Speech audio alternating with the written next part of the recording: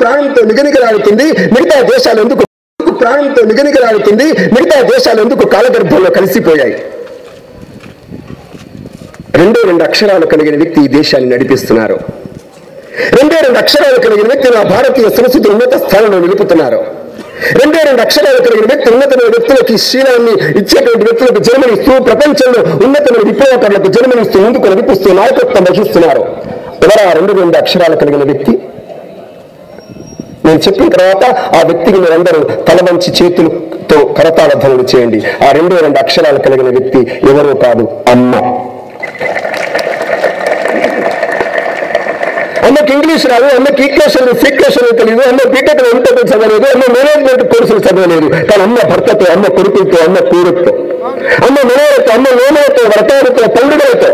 అమ్మ అంటే ఎవరో కాదండి, అమ్మ 9 నెలల పాటు లోపల పిండాన్ని దాచుకొని పెంచి పెద్ద చేస్తూ ఏమి తినాలి, ఏం తినకూడదు, ఏం తినిపించాలి, నిజం నిష్టలతో ఒక యోగిలా, ఒక తపస్సు సాధన చేసేటువంటి ఒక వ్యక్తిగా పిల్లకు జన్మనిచ్చి భారతదేశంలో ఒక వివేకానందుని యొక్క ఛత్రపతి శివాజీ యొక్క రాణాప్రతికి జన్మనిచ్చినటువంటి దేశం నా భారతదేశం.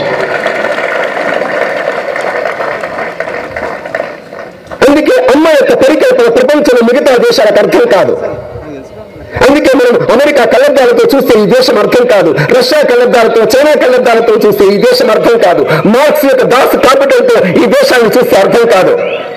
ఈ దేశాన్ని చూడాలంటే గ్రామాన్ని చూడాలి, గ్రామంలో వృత్తులు చూడాలి, గ్రామంలో ఉండేటువంటి శ్రమజీవుల శక్తి చూడాలి, గ్రామంలో ఉండేటువంటి మా అమ్మల్ని, నా కుటుంబాన్ని, సాధారణమైనటువంటి ప్రజల ముఖాలను చూస్తే నా భారతదేశం కనిపిస్తుంది. ఇదే నా దేశం, నా భారతదేశం. గగనాకారం, ఆకాశాన్ని పోల్చాలంటే పక్కన ఆకాశం ఉండాలి, ఉందా? లేదు. భూమిని పోల్చాలంటే పక్కన ఇంకొక భూమి ఉండాలి, ఉందా? భారతదేశాన్ని పోల్చాలంటే ఇంకొక భారతదేశం లేదు, ఒకే ఒక దేశం, అది నా భారతదేశం ప్రపంచంలో. 1857 1857 గుర్తొస్తుంది. 1857 ప్రథమ స్వతంత్ర పోరాటం. ఝాన్సీ లక్ష్మి 23 సంవత్సరాల వయస్సులో మొదటి పిల్లవాడు చనిపోతే రెండవ పిల్లవాడు దత్తత తీసుకుని నడుముకు కట్టుకుని ఆ రోజున దేశంలో సుమారుగా 27,000 మంది ఆంగ్లేయులు ఈ దేశాన్ని పరిపాలిస్తుంటే ఆ 27,000 మంది ఆంగ్లేయుల మీద చెంగుల దునికి తన యొక్క కత్తితో, కరవారంతో, తన చుట్టుపక్కల ఉండేటువంటి వ్యక్తులతో, యువతులతో ఒక సైన్యాన్ని నిర్మాణం చేసి ఆ ప్రపంచ మహాయుద్ధంలో నడుస్తుంటే సుమారుగా 27,500 మంది ఆంగ్లేయుల తలలు తీసి దేశానికి తరిమి పెట్టేటువంటి అపూర్వమైనటువంటి 1857 ప్రథమ స్వతంత్ర పోరాటం నా సువర్ణ పటంలో లిఖించబడ్డటువంటి చరిత్ర నా దేశానికి ఉంది. ఎంతమంది దేశంలో పోరాటం చేశారు?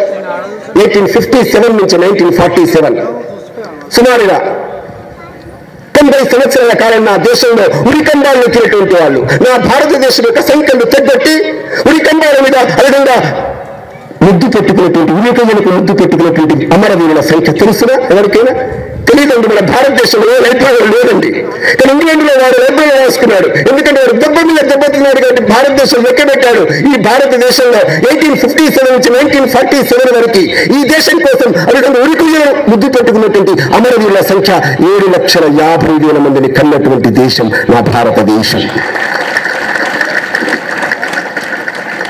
అందుకే ప్రపంచంలో ఇంకొక దేశం పేరు దేశాన్ని తెలుసుకోండి. నా దేశం నా దేశమే.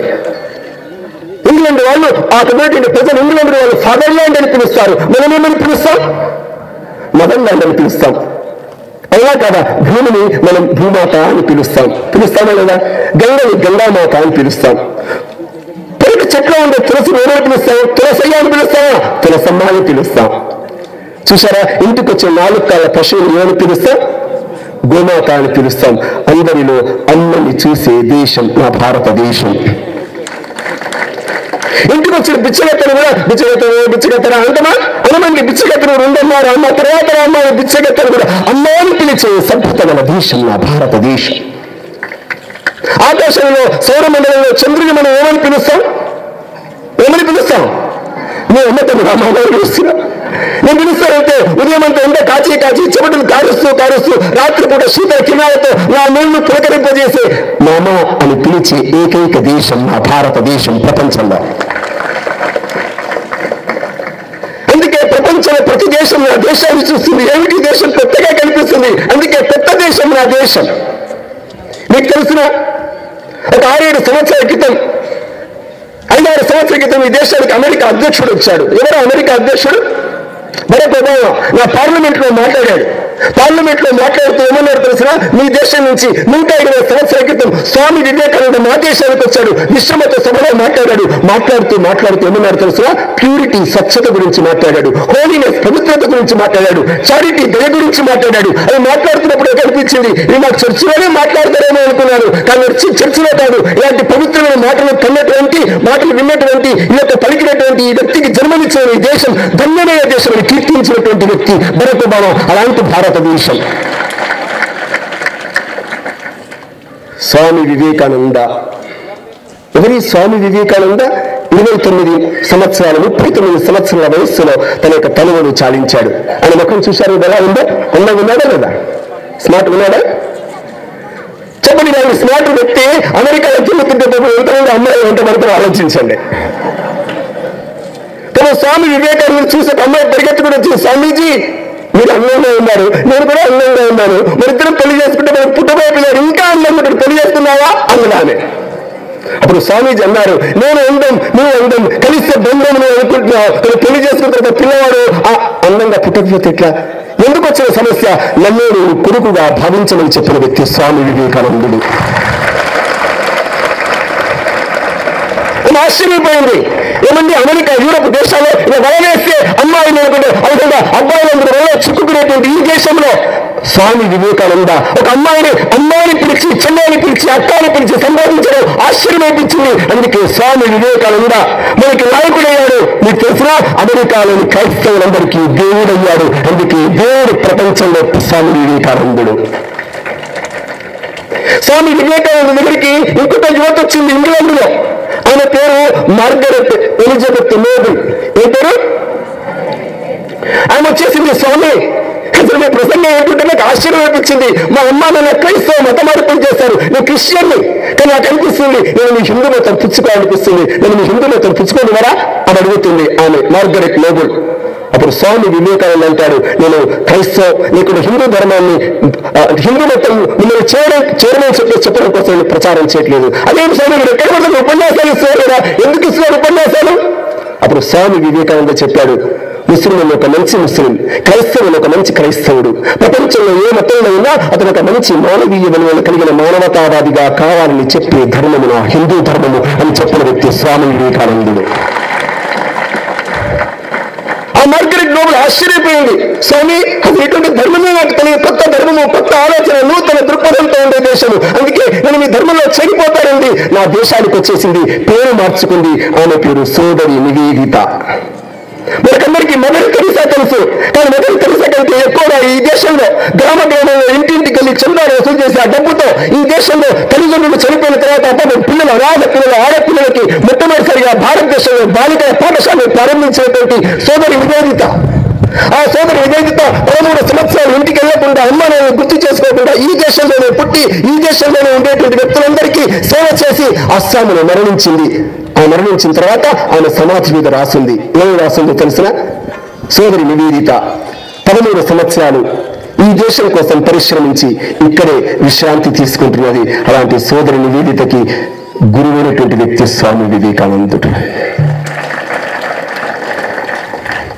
స్వామి వివేకానంద చికాగో మహాసభలో మాట్లాడుతున్నప్పుడు మీరు గుర్తుపెట్టుకోండి, 1893 1993 సెప్టెంబర్ 11వ తేదీన స్వామి వివేకానంద ఆ చికాగో సభ, ఆ హాల్ పేరు కొలంబియా హాల్, 7,000 మంది కూర్చున్నారు. ఆ యొక్క సభలో కూర్చున్నారు ఎవరు? హిందువులు కాదండి, 99% మంది క్రైస్తవులు కూర్చున్నారు అక్కడ.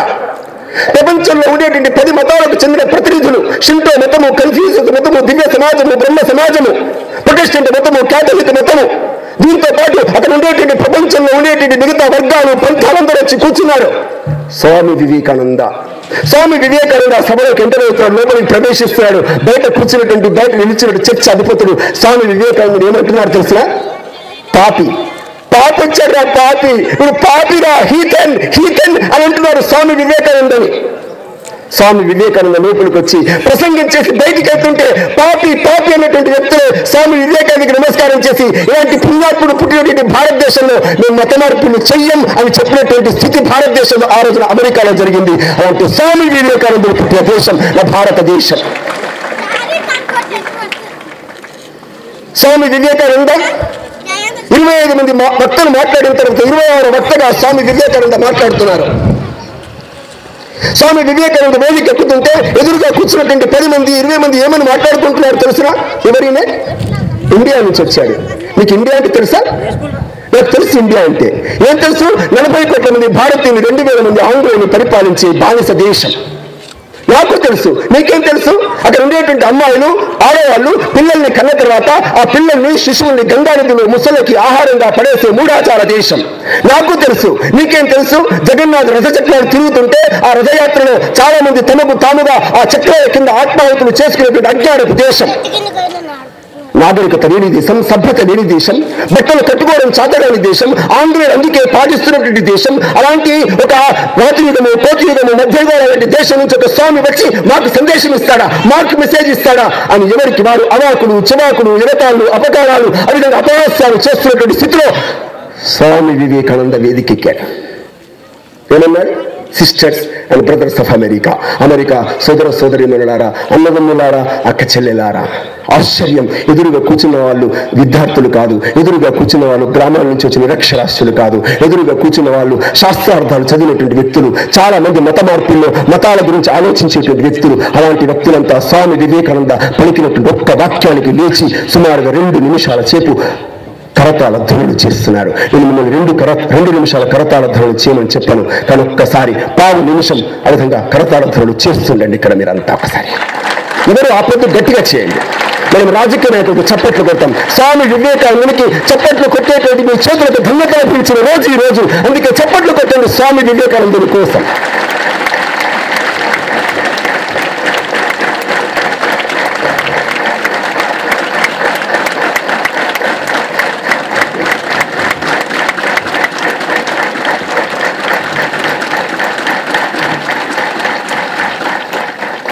స్వామి వివేకానందుడు ప్రసంగం పూర్తి కాలేదండి. స్వామి వివేకానంద ప్రాసంగం ప్రారంభించారంటే, కానీ ఎందుకు చప్పట్లు పెట్టారు?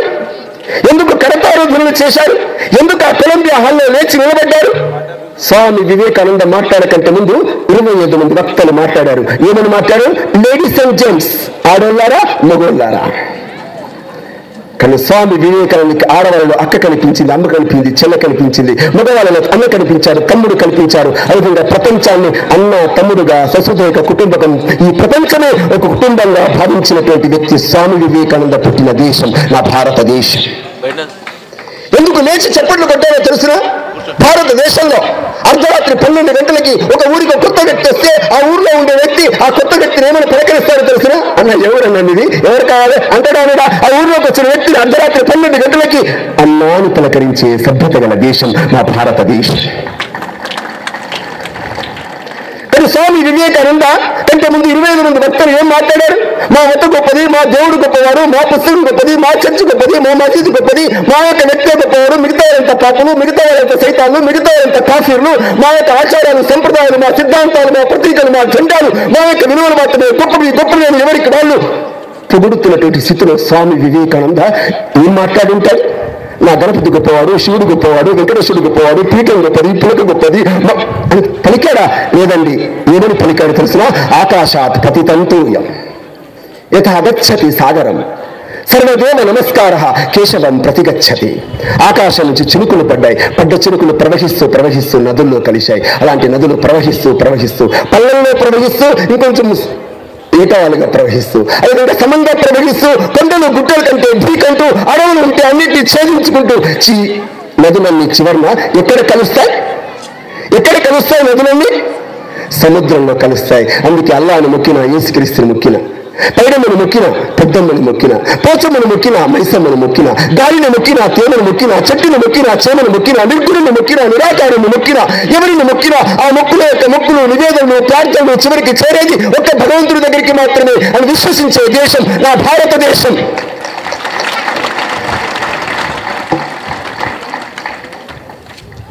ఎదురుగా కూర్చున్న వాళ్ళు ఆశ్చర్యపోతున్నారు.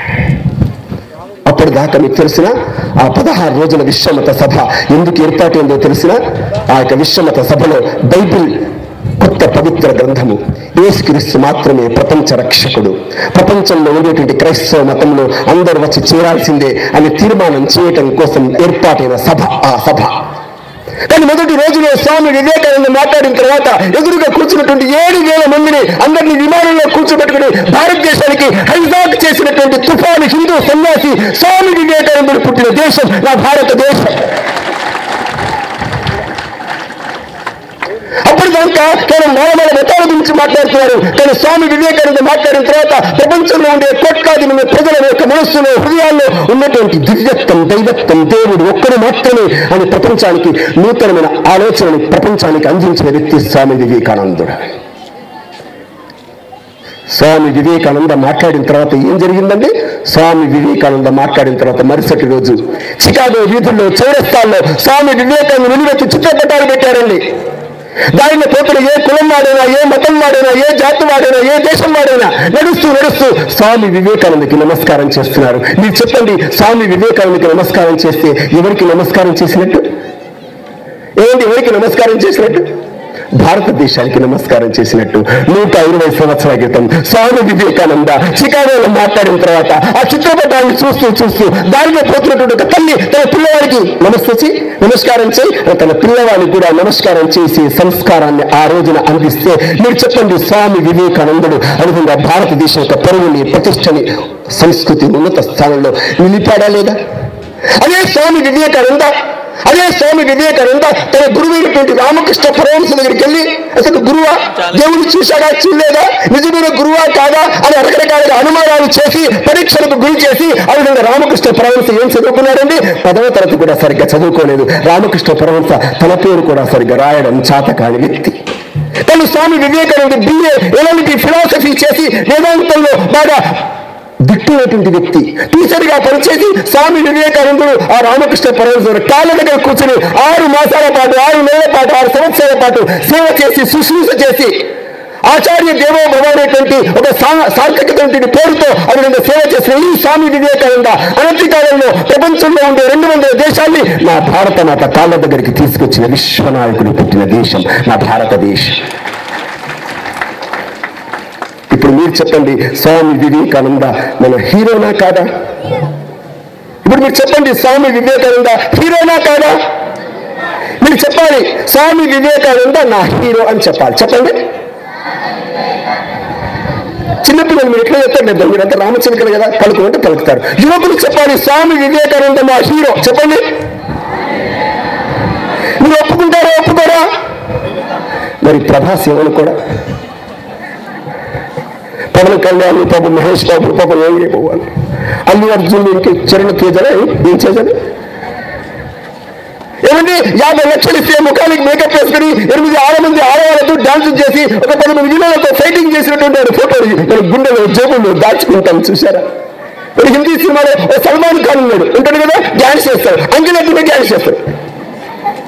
వాళ్ళు అడిగారు, సల్మాన్ నువ్వు అంగిలెట్టు ఎందుకు డాన్స్ చేస్తాడు అడిగారు. వాడు చెప్పాడు, నాకు అంగి విడిస్తే 1 కోటి రూపాయలు ఇస్తాడు. మరి పాయింట్ విడిస్తే ఏమండి, కోట్ల కోసం, పైసల కోసం అంగిలాదులు విడిచేటువంటి దౌర్భాగ్య హీరోలు కాదండి నా హీరో. జీవితంలో జీవించే హీరో స్వామి వివేకానంద పుట్టిన దేశం నా భారతదేశం.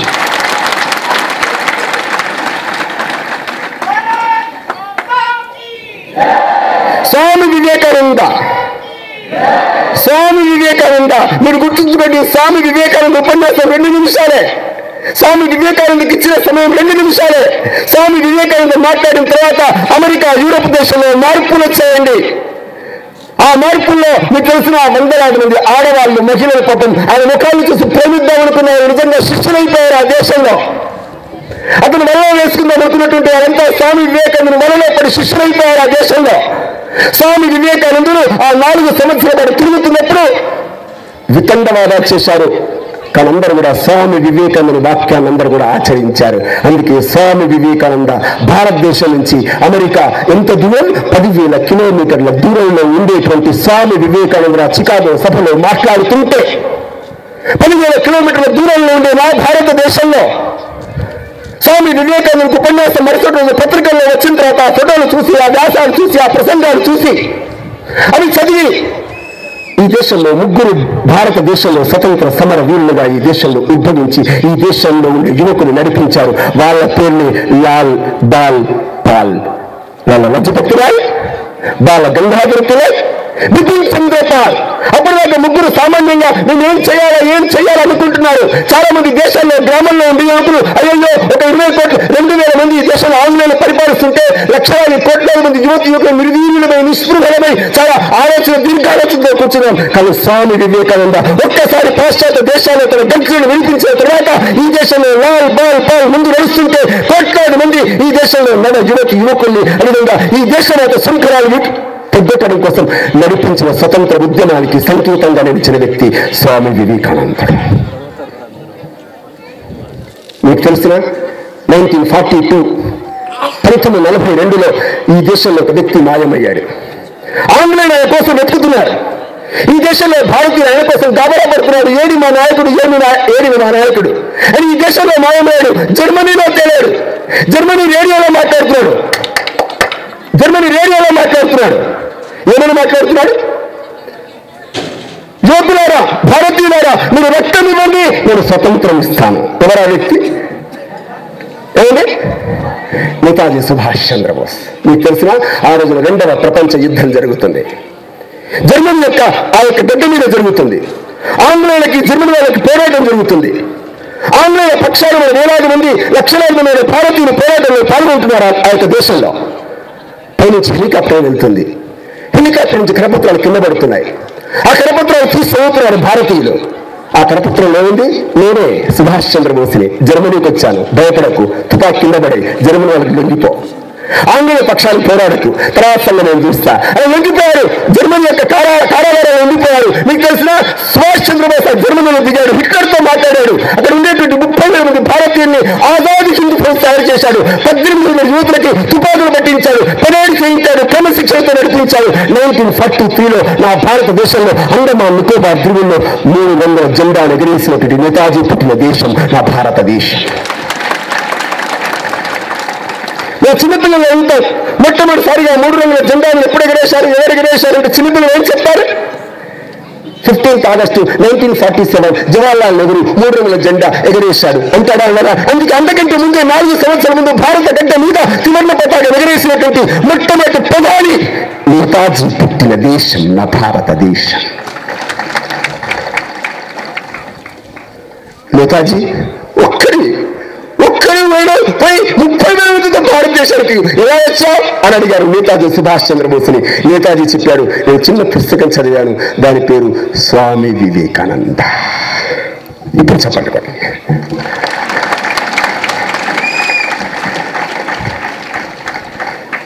ఒక చిన్న పుస్తకం చదివి స్వామి వివేకానంద జీవితాన్ని చదివి ఏమంటే ఆజాదీ హింద్ ఫౌజ్ తయారు చేశాడు.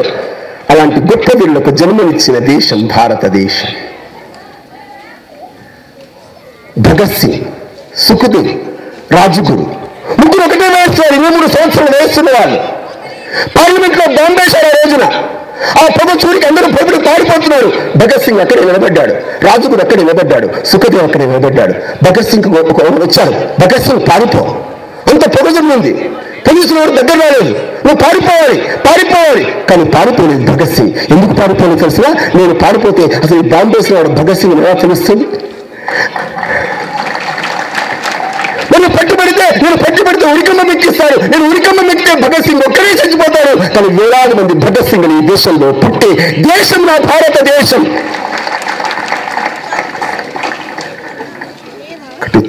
ఒకటి నిష్కల్మషమైన ప్రేమ కలిగిన మా అమ్మ ఒక పక్కన, అలాంటి అమ్మ కడుపులో పుట్టినటువంటి 30 ఏళ్ళు ఇంకొక పక్కన, త్యాగము సేవ, త్యాగము ప్రేమ, ఈ రెండు కలిపి భారతదేశం ప్రపంచంలో ముందుకు నడుస్తుందండి. కాబట్టి ఏ దేశం త్యాగం ఉంటుందో, ఏ దేశంలో సేవ ఉంటుందో, ప్రేమ ఉంటుందో ప్రపంచంలో ఆ దేశం గెలుస్తుంది. అందుకే ప్రపంచంలో స్వామి వివేకానందుడు అందించినటువంటి సందేశం ముందుకు పోతుంది ప్రపంచంలో.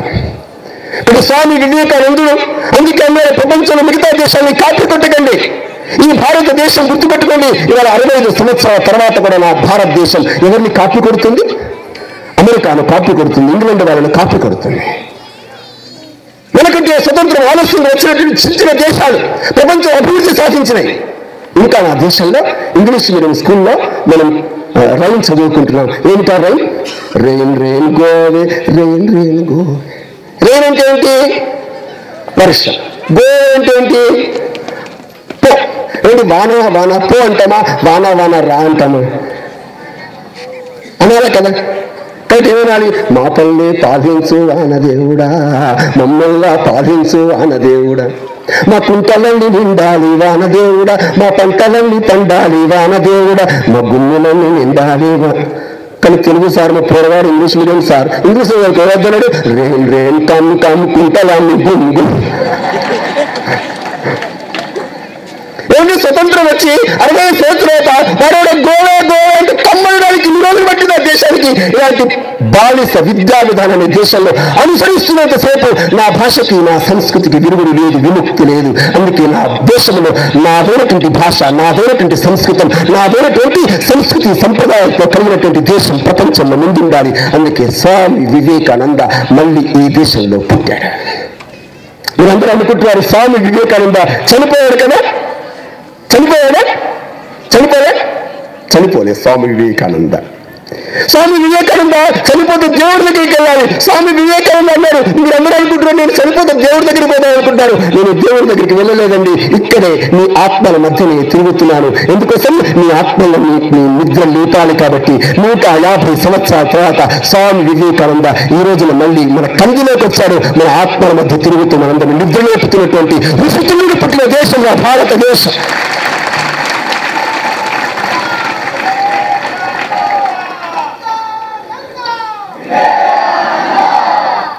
స్వామి వివేకానందుడు గుర్తుపెట్టుకోండి, అమెరికా యూరోప్ దేశాల్లో తిరుగుతుంటే ఎందుకంటే స్వామి వివేకానంద వెంటబడుతున్నారు ప్రపంచంలో. అమెరికాలో ఉండే తత్వవేత్తలు చెప్తున్నారు, ఇందాక చెప్పాను, గ్రీకు దేశము, రోము దేశము, ఈజిప్ట్ దేశము, బాబిలోనియా సంస్కృతి, మెసొపొటేమియా సంస్కృతి ఏ విధంగా కాలగర్భంలో కలిసిపోయినాయి. రాబోయేటువంటి 20 సంవత్సరాల తర్వాత ఈ అమెరికా ప్రపంచంలో ఉండదండి. అదేంటి సార్, ప్రపంచం అమెరికా లేకపోతే ఎట్లా ఉండదంటే? ఇది నేను చెప్తున్న విషయం కాదండి. అమెరికాలో ఉండే తత్వవేత్తలు చెప్తున్నారు, అమెరికాలో ఉండే ఫిలాసఫర్స్ చెప్తున్నారు. ఎందుకోసము? అమెరికా అలాగనేది ఇవాళ అమెరికా ఏమైంది అమెరికాలో? మరి అమెరికాలో ఉండేటువంటి 30% మంది అమ్మాయిలు, ఆడపిల్లలు, 10వ తరగతి చదువుతున్నటువంటి అమ్మాయిలు పెళ్లి కాకముందే తల్లులు. అమెరికాలో ఉండేటువంటి 50% వివాహాలు, మ్యారేజెస్ 1 సంవత్సరం తర్వాత విడాకులు. రెండవసారి వివాహం చేసుకున్నటువంటి కుటుంబాలు సంవత్సరం తర్వాత 65% విడాకులు. మూడోసారి వివాహం చేసుకున్న తర్వాత 74% 1 సంవత్సరం తర్వాత విడాకులు. లక్షలాది ఇళ్లలో 39 కోట్ల జనాభా కలిగినటువంటి అమెరికాలో కొన్ని ఇళ్లలోకి వెళ్తే అమ్మ ఉంటుంది, కొడుకుంటాడు, తండ్రి ఉండడు. కొన్ని ఇళ్లలోకి వెళ్తే తండ్రి ఉంటాడు, కొడుకుంటాడు, తల్లి ఉండదు. తల్లి ఎవరితోనో, తండ్రి ఇంకెవరితోనో. ఆ విధంగా చిన్న భిన్నమైనటువంటి సింగిల్ పేరెంట్స్ హౌసెస్ పెరుగుతున్నాయి ఇవాళ అమెరికాలో. ఇళ్ల శాతం పెరిగిపోయింది, బడ్జెట్ పెరిగిపోయింది. ఇలా అమెరికా యొక్క ప్రభుత్వానికి భారం అయిపోయింది. ఎవరితో తెలియటువంటి అగమ్యమైన పరిస్థితి ఉంది. ఎలాంటి పిల్లలు ఎవరో తెలియదు. ఒక చిన్న పాపను అడిగారు, పాప మీ అమ్మ పేరు ఏం పేరు? తెలియదు, ఐ డోంట్ నో. నాన్న పేరు ఐ డోంట్ నో. పాప అమ్మాయి జార్జ్ బుష్ ఆ రోజున అధ్యక్షుడు, అమెరికా అధ్యక్షుడు, ఆయన గుర్తుండి రాసింది 13 ఏళ్ల పాప. ఏమని? Mister George bush. మా అమ్మ ఎవరు తెలియదు, మా నాన్న ఎవరు తెలియదు. మా అమ్మని చూడాలనిపిస్తుంది, నాన్నని చూడాలనిపిస్తుంది, ప్లీజ్ మా అమ్మని వెతికి పెట్టరా అని లేఖ రాసింది. ఒక అమ్మాయి గురించి ప్రశ్న కాదండి. అమెరికాలో ఉండేటువంటి లక్షలాది వేలాది మంది చిన్న పిల్లల పాప రాజులై సంస్కారం కోల్పోయి, సాహసం ధైర్యం నేర్పలేక, శిక్షణ లేక ఇవాళ కాన్వెంట్ స్కూల్లో కేవలం ప్రభుత్వాల యొక్క డబ్బుతో పెంచబడుతున్నటువంటి స్థితి ఇవాళ అమెరికాలో కనిపిస్తుంది. కానీ ఒకే ఒక దేశం, నా భారతదేశం, అమ్మ ప్రాపణ, అమ్మ ఒడిలో, అమ్మ వెచ్చదనంతో, అమ్మ ప్రేమతో, అమ్మ దయకరుణతో పెరుగుతున్నటువంటి నిజమైనటువంటి విప్లవ వీరులు, సంస్కారవంతులు కలిగిన దేశం నా భారతదేశం ప్రపంచంలో. అందుకే ప్రపంచంలో కొన్ని దేశాలు ఏం చేస్తున్నాయి? అరే ఈ భారతదేశాన్ని ఎక్కడైనా సరే ఆక్రమించాలి, ఈ భారతదేశంలో కుటుంబ వ్యవస్థను నాశనం చేయాలి. అందుకే నా దేశంలో ఉండేటువంటి సంస్కారాన్ని నాశనం చేయడం కోసం ఇంతకుముందు దేశంలో మీద ఔరంగజేబు దాడి చేసేవాడు, గోరి దాడి చేసేవాడు, ఆంగ్లేయులు దాడి చేసేవాడు. అలాగ దాడి చేయట్లేదండి. ఇవాళ ప్రత్యక్షంగా ఆక్రమణ లేదండి. మీకు తెలియకుండా మీ ఇంట్లోకి ఆక్రమణ చేస్తున్నారు. ఇంతకుముందు నా పిల్లలకి మనం ఏం చెప్పేవాళ్ళం? చిన్నపిల్లలకి చెప్పేవాళ్ళం, మాతృదేవో భవ. ఏం చెప్పాను చెప్పండి ఒకసారి. తర్వాత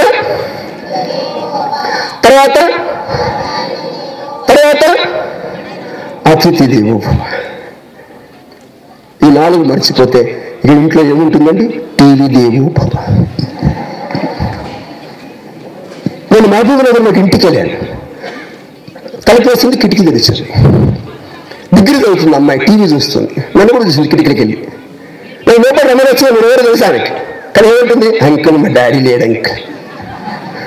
ఎందుకోసం? ఎదురుగా టీవీలో ముగిలి రేకు. అప్పుడు మన ఇంటికి వెళ్ళి హిందూపూర్లో వాళ్ళ ఇంటికి తీసుకెళ్లారు, కొంచెం భోజనం పెట్టారు, డైనింగ్ టేబుల్ కూర్చొని భోజనం చేస్తారు, కొంచెం కూర వేసుకున్నాను, పప్పు వేసుకున్నాను, అన్నీ వేసుకున్నారు. సరిగ్గా మజ్జిగ వేసుకున్న దగ్గరికి ఆమె లేదు, ఎవరు లేరు మజ్జిగ వేసేటోళ్ళు. నేనే వేసుకున్నా. వేసుకున్న తర్వాత అక్కడే వెళ్ళారు. మధ్యలోకి వచ్చిన, మధ్యలో లేరు, ముందు రూముకి వచ్చిన. ఆ ముందు రూములో చక్రవాకం. వాళ్ళందరూ చూస్తున్న ఎదురు పెట్టి, నేను చూసిన ఎదురు పెట్టి, దోమ వస్తున్నా పోతున్నా, దోమ వస్తున్నా పోతున్నా. మొత్తం సీరియల్ అంతా అయిపోయింది. అప్పుడు అడిగిన, ఏమండి ఈ సీరియల్ కథ ఏంటండి? కథ నామన్నా సస్పెన్స్ సూత్రం, అట్లా అవుతుంది, ఇట్లా అవుతుంది, అట్లా అవుతుంది, ఇట్లా అవుతుంది. ఏమండి అట్లాగే ఇట్లాగే ఆ సీరియల్ యొక్క ఎపిసోడ్ ఎంత ఎపిసోడ్ అండి? 540 ఎపిసోడ్ అండి. 540 గంటలు ఈ పిల్లల్ని రాక్షసులుగా తయారు చేశారు మీరు. 540 గంటలు మీ పిల్లలకి పాఠాలు చెప్పచ్చు, కథలు చెప్పచ్చు, అల్లికలు చెప్పచ్చు, ముగ్గులు నేర్పచ్చు, శ్లోకాలు నేర్పించచ్చు, భగవద్గీత చెప్పు, రామాయణ మహాభారతాలు చెప్పచ్చు. మీ పిల్లల్ని నువ్వే అణిచివేస్తున్నావు, చంపేస్తున్నావు నీ దేశంలో.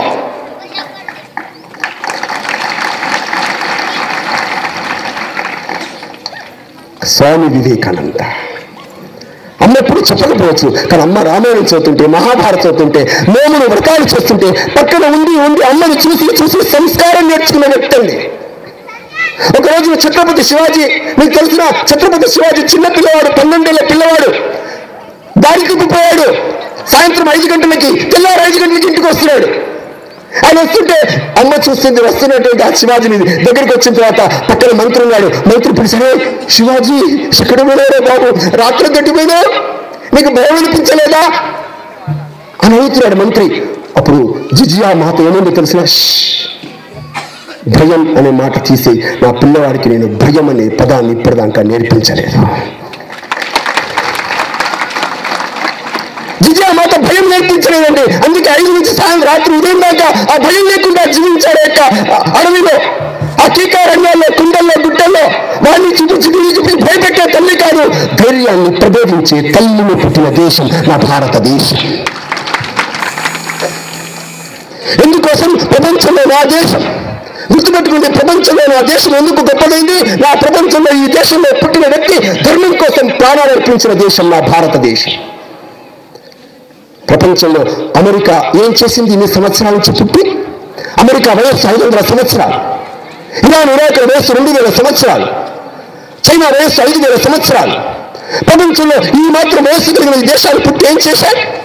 మీకు తెలిసిన అమెరికా పుట్టి ఇవాళ ప్రపంచంలో ఉండే 500 యుద్ధాలకి పేరునిచ్చి ఆయుధాలను సరఫరా చేసి డబ్బులు జమ చేసుకునే దేశం అమెరికా దేశం. పాకిస్తాన్ ఈ 60 సంవత్సరాలు ఏం చేసింది? ప్రపంచంలో ఉండేటువంటి మిగతా మతాల మీద దాడులు చేసి సైతాన్ల పేరుతో మిగతా దేశాల యొక్క ఆత్మాహుతి దాడులతో తీవ్రవాదాన్ని సృష్టిస్తుంది. ఆ విధంగా ప్రపంచంలో ప్రతి దేశం పాపం చేస్తుంది, ప్రపంచంలో ప్రతి దేశం అత్యాచారాలు చేస్తుంది, ప్రపంచంలో ప్రతి దేశం ఆక్రమణ చేస్తుంది, ప్రపంచంలో ప్రతి దేశం మిగతా మత మార్పులు చేస్తున్నాయి. కనుకే ఒక దేశము, ఈ దేశం పుట్టింది ఎప్పుడో తెలియదు, ఈ భారతదేశం ఎప్పుడు జరిగిందో తెలియదు. కానీ ఒకటి మాత్రం తెలుసు, రాముడు నడిచే ఈ దేశం 17,500 లక్షల సంవత్సరాల క్రితం ఈ దేశంలో రాముడు నడిచాడు. అలాంటి 17,500 లక్షల సంవత్సరాల క్రితం కలిగిన ఈ దేశం ఎవరిపైన దాడులు చేయలేదు, దండయాత్రలు చేయలేదు, ఆక్రమణలు చేయలేదు, రక్తపాతం సృష్టించలేదు, ఎవరిని పీక్కు తినలేదు, ఎవరి మతాలు మార్చలేదు. ప్రేమతో ప్రపంచం నడిపించింది, ధర్మంతో ఆ దేశం ప్రపంచం నడిచింది. ఎవరి ధర్మాన్ని నడిపించారు? ఈ దేశంలో పుట్టిన ప్రతి వ్యక్తి ధర్మాన్ని నడిపించారు. రాముడు, శ్రీరామచంద్రుడు ఎందుకు గొప్పవాడయ్యాడండి? అయోధ్యను పరిపాలించాడు కాబట్టి గొప్పవాడయ్యాడా? కాదండి. రాముడు దశరథుని కడుపులో పుట్టాడు కాబట్టి గొప్పవాడయ్యాడా? కాదండి. రాముడు శబరి అనే ఒకటి మామూలు సాధారణ వనవాసి గృహిణి, ఆమె యొక్క ఎంగిలి పళ్ళు తిన్నవాడు, అందుకే గొప్పవాడయ్యాడు. చేపలు పట్టుకునేటువంటి ఒక గుహుడిని పిలిచి ఆలింగనం చేసుకున్నాడు, అందుకే గొప్పవాడు. తండ్రి చనిపోతే ఆ తండ్రికి నిప్పందించడం కోసం అయోధ్యకు వెళ్ళలేదండి. కానీ తన సీతను ఎత్తుకుపోతున్న స్థితిలో జటాయు అనే పక్షి ఎగిరి ఆ రావణాసురుని ఎదిరిస్తుంటే దాని రెక్కలు విరిగి చచ్చిపోతే, అలాంటి రెక్కలు విరిగిన జటాయు అనే పక్షికి తండ్రి కంటే ఉన్నతమైన శ్రాద్ధ కర్మను నిర్వహించాడు కాబట్టి గొప్పవాడయ్యాడండి. రాముడు ధర్మాన్ని పాటించాడు. రాముడు తండ్రి మాట విని అడవికి వెళ్ళిపోయాడండి.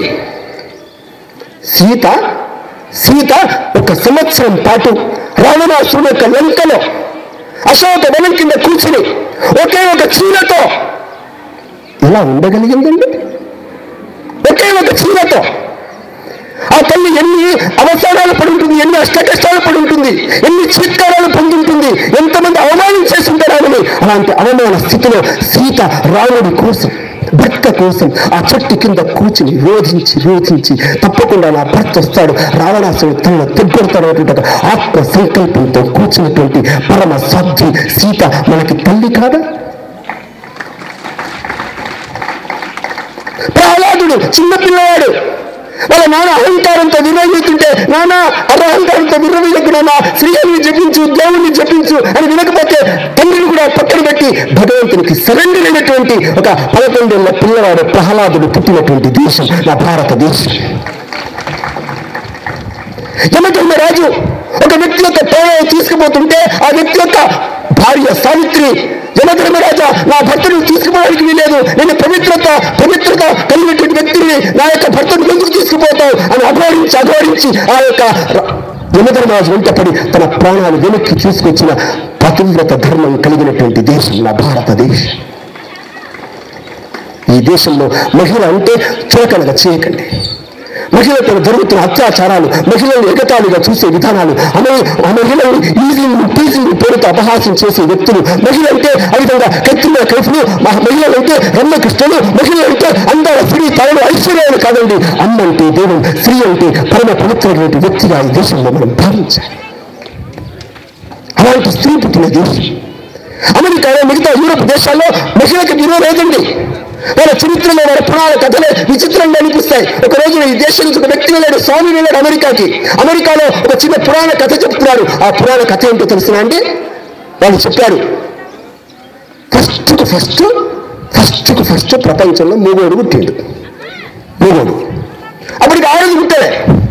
బట్ మొగోడు పుట్టిన తర్వాత మరి ఆడది ఎప్పుడు పుట్టింది? ఆ మొగోడికి పక్కన ఒక ఎముక ఉంది, పక్కటెముక, మన రిబ్ అంటారు. ఆ పక్కటెముక తీస్తే ఆ పక్కటెముకలకి వెళ్ళి ఆడది పుట్టింది. మరి పక్కటెముక తీస్తే ఈ మొగోడికి ఏం కాలేదా? ఏం కాలేదు. ఎందుకోసము ఆ పక్కటెముక పనికిరాంది. ఆ పనికిరాని ఎముక నుంచి పుట్టిన పనికిరాని ఆడదిగా గుర్తించిన దేశాలు ఆ దేశాలు. మరి మీ ఆడది మీ భారతదేశం ఎలా పుట్టింది? అప్పుడు ఈ స్వామి చెప్పాడు, మీ కథ అది, మా కథ వేరు. మీ కథ ఏంటి తెలిసిన? మా దేవుడే రెండుగా పుట్టాడు, ఒకటి ఆడది, రెండోది మగవాడు. అతని అర్ధనారీశ్వరుడు పుట్టిన దేశం మా భారతదేశం. ప్రపంచంలో ఉండేటువంటి మిగతా దేశాల్లో ఉండేటువంటి మతాల్లో ఎవరండి దేవుడు? దేవుడు అంటే మగవాడు దేవుడు, కానీ మా దేశంలో దేవుడు అంటే ఆదిశక్తి, దుర్గమ్మ తల్లి, సాక్షి, సరస్వతి. ఈ దేశంలో లక్ష్మీమాత దేవత. అందుకే ఈ ముగ్గురు స్వరూపమే జగన్మాత. అందుకే జగన్మాతను కొలిచే దేశం నా భారతదేశం. అందుకే ఖబర్దారు నా దేశం యొక్క అంతరిక్షమైనటువంటి విషయాలు జోక్యం చేసుకోకండి. నా దేశం అమెరికా యొక్క కథలతో పోల్చకండి, మిగతా దేశాల మతాలతో నా దేశాన్ని పోల్చకండి.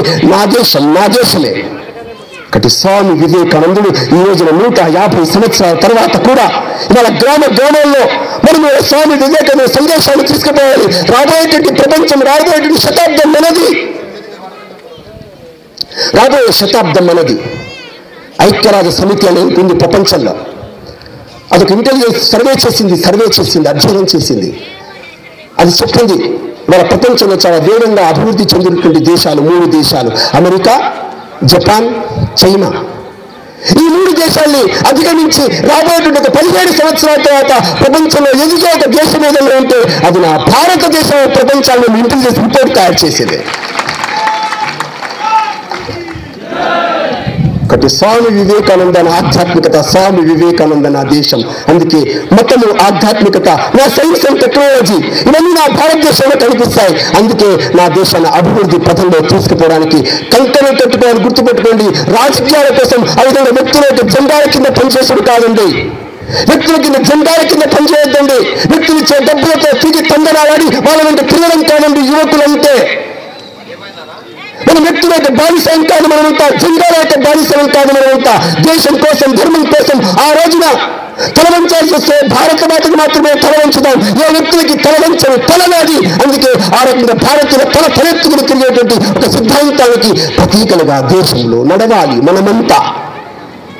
ప్రపంచంలో ఉండేటువంటి క్రైస్తవులంతా ఏమండి, వాళ్ళంతా జన్మతః క్రైస్తవులు అమెరికా, యూరోపుల్లో. కానీ స్వామి వివేకానంద సందేశం పెడితే అందరూ క్రైస్తవులంతా మన దేశంలో స్వామి వివేక శిష్యులైపోయారు. కానీ ఈ రోజు దేశంలో ఉండే ఈ క్రైస్తవులు, మెతమార్పిడి చేసుకునే క్రైస్తవులు, వాళ్ళంతా పూర్వీకులంతా హిందువులే. వాళ్ళ హృదయంలో రక్తంలో అంతలో హిందూ రక్తం ప్రవహిస్తుంది. వాళ్ళందరూ మనందరినీ మళ్ళీ మన యొక్క భాషల్లో మన పునరాగమనం చేయించాలి. మన దేశంలో ఉండేటువంటి భారతీయ ధర్మాన్ని మనకి చెప్పాల్సిందే.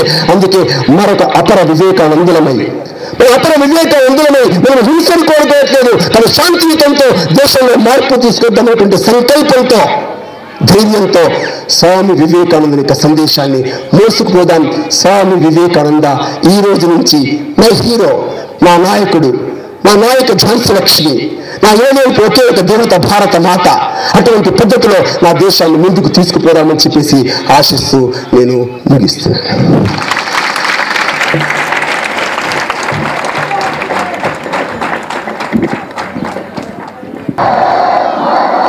వందే